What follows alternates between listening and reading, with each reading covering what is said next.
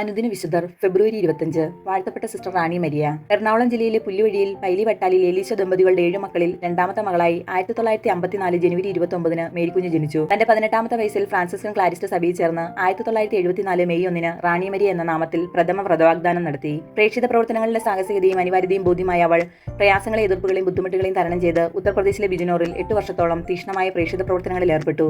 തുടർന്ന് 9 വർഷം മധ്യപ്രദേശിലെ സത്നാ രൂപതയിൽ പ്രേക്ഷിത വേലയിൽ വ്യാപരിച്ചു. ദരിദ്രരെ ഭൂവുടമകളുടെ ചൂഷണങ്ങളിൽ നിന്നും രക്ഷിക്കാനായി ധൈര്യസമേതം സ്വരമുയർത്തിയ സിസ്റ്റർ റാണി മരിയയെ എതിരാളികൾ ചേർന്ന് വധിക്കുവാൻ തീരുമാനിച്ചു. 1995 ഫെബ്രുവരി 25 ജീവൻ സിംഗ്, ധർമ്മേന്ദർ സിംഗ്, ദാമോദർ സിംഗ് എന്നിവർ ചേർന്ന് ബസ്സിൽ യാത്ര ചെയ്യുകയായിരുന്ന സിസ്റ്ററിനെ അധിക്ഷേപിക്കുകയും തുടർന്ന് ദാമോദർ സിംഗ് മൃഗീയമായി സിസ്റ്ററിനെ 54 പ്രാവശ്യം കത്തിക്കൊണ്ട് കുത്തുകയും ചെയ്തു. അവസാന ശ്വാസം വരെ യേശുനാമം ഉരുവിട്ടുകൊണ്ട് ആ ധീര രക്തസാക്ഷി ദിവ്യനാഥന്റെ സന്നിധിയിലേക്ക് യാത്രയായി.